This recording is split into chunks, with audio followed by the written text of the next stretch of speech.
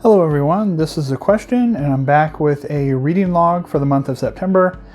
This month I read a little bit less than normal. I was on vacation for a week and I didn't read any manga during that time, but I did read a decent amount.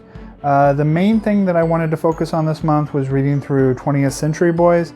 I'd originally picked up singles back when the series first was coming out, so I had read through the first maybe 6 or 7 volumes, I think. But that was forever ago, and so now that I have the perfect collection, or the perfect editions, I went ahead and decided to read through these. So I read through all of the 20th Century Boys in these perfect collections. Urasawa I would consider to be probably my favorite manga creator, and with Pluto and Monster both being in my top 5 series of all time. So I was really hyped for 20th Century Boys, and we get kind of what we normally get in Urasawa's book. in Urasawa's works, we get great artwork. He does a really good job with characters, making everybody be distinct. You never really get confused in between characters. They definitely have very distinct looks, and also a great cast of characters. So this series, like his other ones, has a very good cast of characters. And the story is very well done. I will say I did not connect with this one anywhere near as much as Pluto and Monster. I did enjoy the characters, but the overall mystery wasn't that engaging to me. There was a lot of kind of coincidences that just kept happening, and people that we don't know anything about all of a sudden appearing out of nowhere, and it just didn't, it's a very good story, but it didn't, the overall mystery, which is kind of everything is hanging on, I didn't find that interesting. And so that kept this from reaching the levels of Monster and Pluto. And even what I've read of Asadora, I found more interesting than the overall story of this. But, great characters. He definitely... The size of the cast in this one kind of gets a little carried away. I mean, I definitely prefer Pluto, where it is more tightly paced. I think 20th Century Boys is probably his most unwieldy, where it could have helped to have been shortened and not be quite as long. I think that would have helped with this series. But yeah, I'm mainly talking about the negatives right now, but I mean, even with what I've just said, I still would rate this around probably like an 8.5, 9 out of 10. Still a very good series. Just like I said, just definitely not at the level, for at least for me, as Pluto and Monster. I know a lot of people do love this series. But then here we got the final volume, the 21st Century Boys. So that was the main thing that I read over September. So next I'm going to talk about the 2 books I enjoyed the most this month. And the first off, we have Stargazing Dog. This is a out of print, smaller release here. I'm not going to go too much into the story. I don't really want to spoil anything about this story. But it's definitely a very emotional read. It's about pets and kind of the relationship with humans and their owners. My one disappointment of this series is that I did a little researching online, and it looks like there's multiple sequels to this that we never got in English, which is kind of bizarre because, this is a very small volume, and it looks like in other languages they did get the follow-up series, but we only got this. So hopefully someday we get all of it. I would love to have the complete collection of this series. But yeah, just a really emotional series. Not too much more to say about it without kind of spoiling, and I don't really want to be doing any of that. So Stargazing Dog, one of the best things I read. And then one of the best new series that I read this month that everybody's kind of been talking about is Kowloon Generic Romance. This is by the same creators as After the Rain, a series I really enjoyed. So that made me want to pick it up. And just like After the Rain, really great artwork, really nice. It starts off as kind of a slice of life kind of romance series, but then it gets into some mystery near the end. But just like After the Rain, great artwork, great kind of lead characters. Just a really interesting world, this Kowloon kind of Kowloon walled city. Just a very interesting place and a great place to set a manga in and have a story. So looking forward to reading more of this. It is parental advisory. There was nothing too graphic or excessive in this volume, but who's to know what's going to be going on farther. But highly recommend this, and I'm looking forward to reading more. Okay, so now we're going to go through some other volume ones, some new release ones, and then also some that are a little bit older, but most of these are fairly new. So first off, we have Shadow's House Volume 1. This one, from the cover, I thought it was going to be kind of more spooky, horror themed, but it's actually kind of more slice of life mystery, at least in this first volume. It basically follows these doll characters who act as servants to the shadow characters, and they look shadowy, but they're kind of more made of soot. The maids are going through and constantly having to clean up after them when they touch anything. So really good artwork in here. They do a really good job setting up the world in this first volume, and then by the end, you know there's some sort of mystery going on, and you're kind of finding out a little bit more about what's going on. But this first volume was intriguing enough to make me want to read more. It wasn't blow you away good, but I'm definitely going to pick up volume 2. And then pretty much kind of the same thoughts about this other book. This is Mame Coordinate. I think volumes 1 through 3 are already out, and I just love the colors of this cover. That's kind of, if you have an aesthetic like that, I'm probably going to pick it up. But this is basically about a model with extreme social anxiety, and so she's having a hard time booking jobs, and she gets a new manager who kind of knows how to work with her, and so she's basically trying to make her be able to get some modeling jobs. So that's kind of what this first volume is. Slice of life, not really any romance, just more trying to get this girl to become a model. So again, nothing blow you away, but I did enjoy this first volume. Next up, we have Nightfall Travelers Volume 1. This one I haven't really heard anybody talk about, and after reading it, I can kind of see why. This is a newer one. I wasn't too impressed with it. The artwork kind of looks like it was supposed to be color, and then it didn't get color. It's very kind of muddy looking. It's very, there's some parts like this where it looks a little bit more clear, but there's some parts, especially where the backgrounds and stuff, just kind of muddied. I didn't really care for the artwork too much. And the overall story is about these two characters who are trying to explore places that are haunted. So, the two lead characters, there wasn't really anything stand out about either of them, and what they were doing was not too interesting, so I'm not too sure if I'm going to pick up more of this, especially with the artwork. But yeah, if that sounds interesting to you, go ahead and check it out. It is in a kind of larger size, but it's also $16, which for not being in color is a little pricey. Okay, so next up we have X-Gender Volume 1. This is more of an explainer manga. It kind of talks about different types of gender identities. This main character is X-Gender, so it kind of goes into detail on what that is. It's a type of non-binary identity. So this manga is basically just explaining different genders and different, trying to find love in Japan. So I'm not too sure where this series is going to go with it being an ongoing. Usually kind of series like this are more of a one-shot, but this one here seems to gonna have more volume, so I'm not too sure where that's gonna go.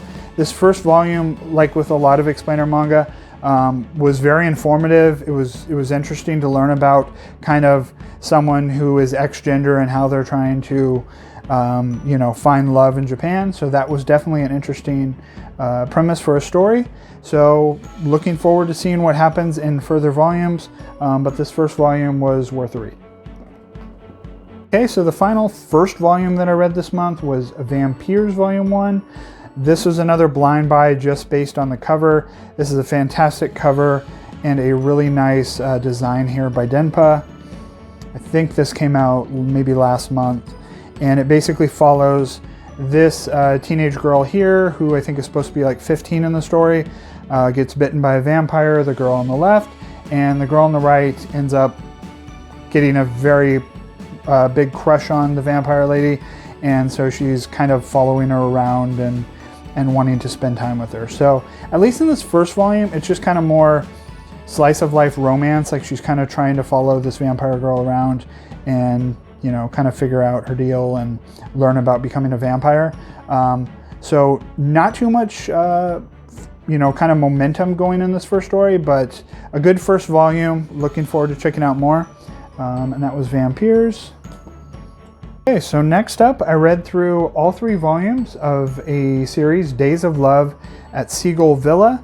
This is a Yuri series, and it basically follows this lady here who runs a villa, and she takes care of her younger sister because her parents have passed away. And this lady on the left is a new teacher at the school in the area, and she comes to stay at the villa. So this has a trope in it that I really dislike in the few Yuri series that I've read. I'm not like super well versed in Yuri series, but you know, I have read some, and a trope I've noticed that I don't care for is, so the girl on the right is pretty heavily flirting with the girl on the left. She actually kisses her a couple times, just very aggressively flirting. And then when the girl on the left here finally starts having feelings for the girl on the right, so she tells her that she has feelings. The girl on the right is basically like thrown and acts like she's never heard of lesbians before and is like, oh, I just thought of you as a friend. I don't know what you're talking about.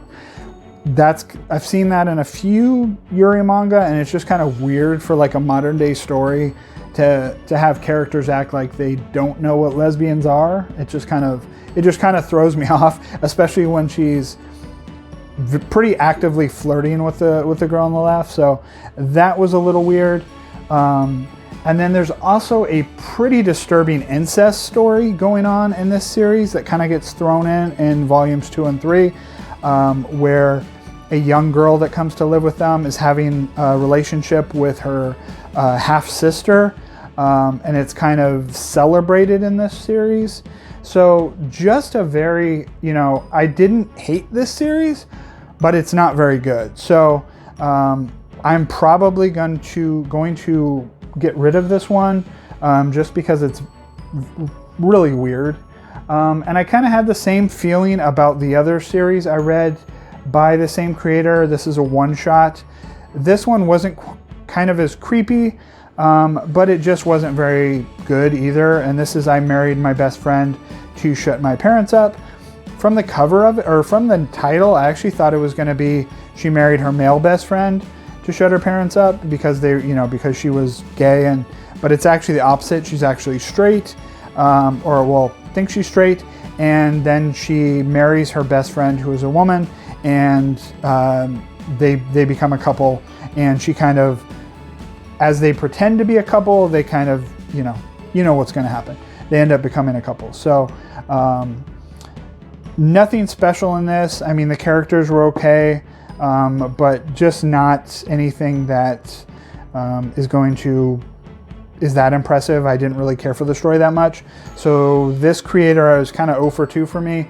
I know it looks like they also created NTR, another series that I've heard people talk about, but I don't know if I'll ever check that out with not being too impressed with these two.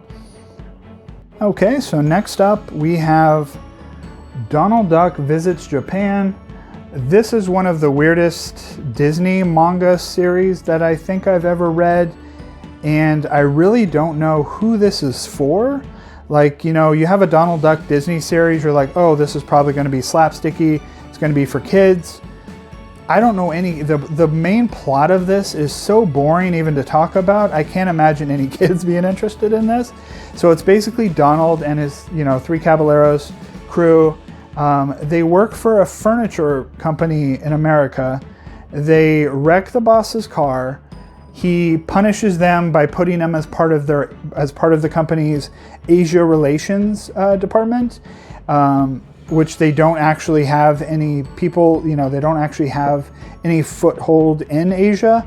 So he puts them as part of this department, and after they kind of don't do anything, they just kind of sit around for months. He then sends them to Japan to work at a hotel and basically be hotel staff in Japan at this hotel for like 3 months. So they're basically just working at a hotel for 3 months, cleaning up, taking care of guests.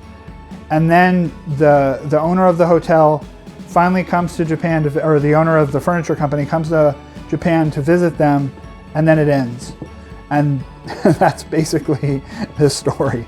So yeah, if that sounded extremely boring, it is extremely boring. This is a very weird story. I mean, obviously there is some little funny moments that happen in between because it's Donald Duck, so there's some little awkward things. But what a bizarre story to tell, and that's what gets. I don't think we've had any other Donald Duck manga brought over, so it's just very weird that this one is the one. It does have a nice. I do like kind of this not standard Disney art style. It does have kind of like a weirder look to the characters. But yeah, I mean, if you're really into Disney, I mean, I'm really into Disney, so I'm probably going to keep this one, and it just because it's so odd. But yeah, this is not something that I would see a kid picking up and being like, oh yeah, this is great. It's just very weird. Next up, we have a short 2-volume series. We have Monster Tamer Girls. This is an older series that I just kind of randomly picked up at a used place. So yeah, it ended in 2 volumes. And so the basic premise here is that in this world, these giant monsters appeared and roamed the earth. Some of them are bad, some of them are friendly. But basically scientists found out that the voices of young girls, like singing, actually tames these monsters. So there's schools that teach these girls how to tame monsters and kind of how to keep them from destroying the world. So the first volume, you know, just kind of learning about the few main characters and how they go about taming monsters was kind of interesting. But it seems like it's, you know, from this only being a 2-volume series, I didn't get the feeling that it was meant to be 2 volumes. It looks like at the second volume, they kind of had to rush things together and come up with an ending to actually end it, because it kind of feels like it was meant to be longer than that.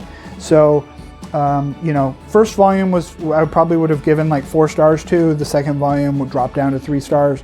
I was kind of less interested in the second volume, but not a bad series. If you're looking for a shorter 2-volume series, it's kind of cute, the relationship the girls have with the monsters. But yeah, nothing you must have. Okay, and the last thing I read in the month was another one-shot, and that is Hana-chan and the Shape of the World. This one I think has been out for a while. I've seen this at Barnes & Noble all the time, and I finally decided to pick it up. The first story, or the first part of this book, the series kind of reminded me of the Netflix animated show Hilda, which is an animated series that I really love. And it kind of reminded me of that, just as far as the main girl and kind of her exploring and the way that she looks at the world. It has some really good artwork, but it gets a little nonsensical, and it's a little kind of surrealist. The stories are not very straightforward.